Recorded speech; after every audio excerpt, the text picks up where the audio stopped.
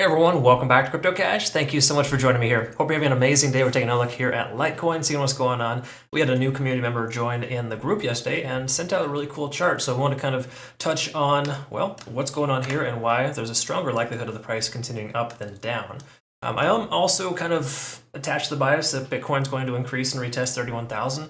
Watch my Bitcoin video if you'd like from earlier today to see why. But if we take a look at some of these obvious levels here, there's a pretty obvious place here at right about 103. So if you look at 103 all the way back here, you can see this level consistently, right? So first of all, the price wicks down there, point of contention, averages itself out there, bounces, average, bounces, eventually comes in here to decrease and hit this level, and that's been stuck underneath there ever since.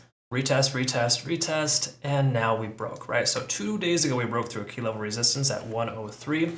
So it's basically 103/104, depending on how you look at it. Probably round number 104, a little easier.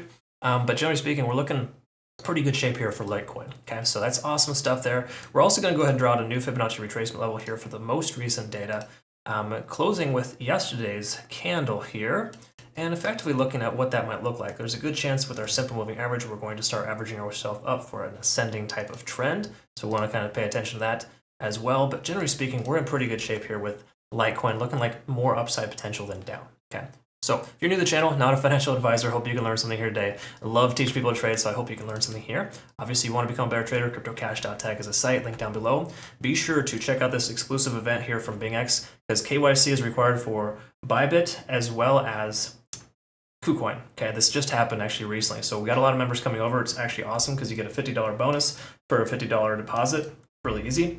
And all you gotta do is transfer trade $3,000 in volume to unlock a $100 bonus, and that's simple. I mean, it's pretty much one trade at 20x leverage, if you will. Okay, so again, pretty straightforward, easy stuff there. Be sure to check that out. Really cool stuff. And you want to kind of follow me on my copy trading account, link down below as well. I have a BingX copy trade account. So taking a look here, of course, we want to kind of look at a few things that are important. So we've already addressed this key level support and resistance zone, basically between 103 and 104. Okay, so we'll just go ahead and draw this out a little further. We can kind of see that that is an important level for us. Okay, so the likelihood of the price coming down to that level and bouncing is quite high. In fact, it's kind of already done that. So we're going to take a look at that and kind of a few other things as well to make sure we understand what that looks like. But taking a peek over here at the RSI, we can see we're up over 70. The price came down and bounced off that level, and that's a very common characteristic when you break through a key level resistance. You can also see stochastics giving us the buy signal as well, with money flow index being high. Now, typically, if this is all present without the money flow index being high, I would recommend not going long. But at this point, we're above that level. We're going to probably be able to sustain that for some time, unless Bitcoin drops below 30,000. Okay, so again, keep this in mind. A lot of this comes with the disclaimer of Bitcoin dropping below 30,000, because if that were to be the case, then we all know what would happen. You know, altcoins get hit pretty hard. That being said, though, we're in pretty good shape here. We're converging positively above all three moving averages. So in truth, the daily looks fantastic. Okay, let's see what the 4 hour looks like for us here. We can kind of see here with this most immediate trend here, we got the 20-day SMA working its way up. Keep in mind, if we can hold above the 20-day SMA, we'll be in really good shape. There's a good chance, though, of course, the price will come back down to potentially retest this 104 level. Okay, keep that in mind. Those are the kind of dips I like to personally get into. So I usually like to set alerts at these ranges here to get notified of, you know, the price coming to that level and reanalyze and kind of see what's going to happen next. Okay, again, you don't just jump in and buy the dip because of it. Obviously, if you're long-term dollar cost averaging, it's a different story. But the bottom line here is if you're going to take a long there, we reevaluate when that happens. Okay, cool. All right, so just want to preface that, get that out their way. All right, what we're going to look at next is here, we do have a MACD potential divergence here on the horizon, so just be paying attention here. Of course, the price does come down. We will see, obviously, a divergence. But once again, if the price comes down, we could still see an MACD FU where the price bounces off and goes upwards higher. So to me, I'm leaning more towards that being the case, just because I expect Bitcoin to retest 31,000 before it retests 30,000. It would make more sense.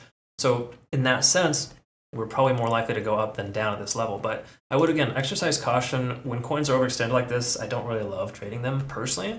I'd much rather go with a sure shot, or at least a statistical larger probability. And what I mean by that here is we look at RSI on the 4 hour, we're also over that level. Okay, we're overextended. So to me, buying the dip would make a little more sense than trying to catch the tail end when it's running. Okay. Again, different trading strategies for different folks, right? We all have our own little risk tolerance, but it's important to recognize that we are overextended on multiple time frames, and that does cause the price to want to pull back in most cases. Okay, so a pullback would make more sense than the price to kind of go up higher. And once again, another retest this level would be fantastic. Consolidate, kind of build that volume profile between 105 and 115. Okay, so just something to think about and to look for. But again, 4 hour looks pretty decent minus the overextension. Let's take a quick peek at TD sequential here, and we can see we had this massive overextension up to a 9.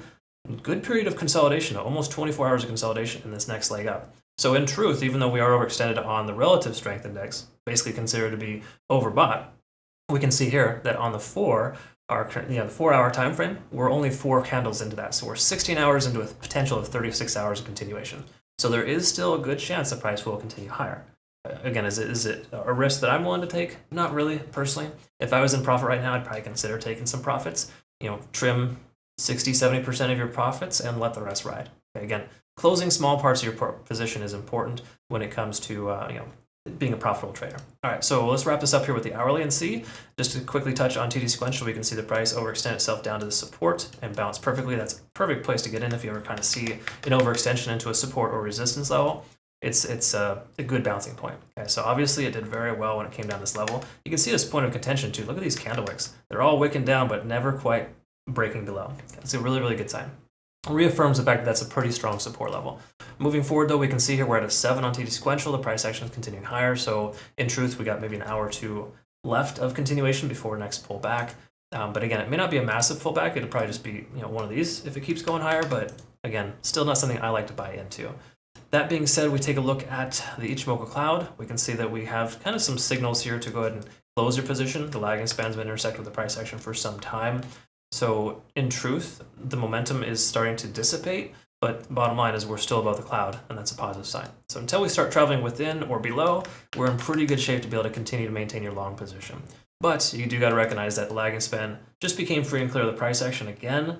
Technically, you can leave your position open, but it would be best to kind of consider taking some profits here in the near future. We've also got conversion line above the baseline here too. Okay, so that's kind of one of those things where we've got 2 out of 3 indications kind of letting us know that a long position is more viable than a short.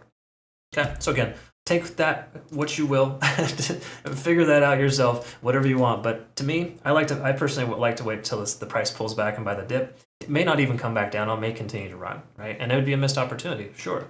But again, is it a missed opportunity if it comes down and keeps going down? Probably not either, right? Because then I didn't get in at the very top.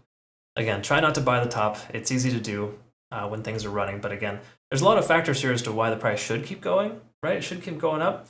But there's a lot of reasons to why it might pull back. And to me, I'd more err on the side of caution and wait for the price to pull back before I take that long at the top. Okay, again, just something to kind of think about. Hopefully that makes sense for you. If it doesn't make sense, feel free to message me, contact us on Twitter. We've got a really cool community here growing. We just created a new Twitter account roughly a week or 2 ago. This has been awesome to be able to interact with folks. We got a premium giveaway here as well. Be sure to check that out. But more important, be sure to take advantage of this exclusive offer, especially if you're impacted by Bybit and KuCoin KYC. That kind of sucks for a lot of folks. And these guys have no VPN requirement or KYC in the US. And we're looking pretty good there. BingX is a fantastic exchange. So I love that. Thanks again, BingX, for bringing that opportunity to our community members. Really love to have that option. So thanks again. Hope you all have a great rest of your day. We'll see you in tomorrow's video. We'll look forward to talking to you then. Take care. Thanks again. Bye.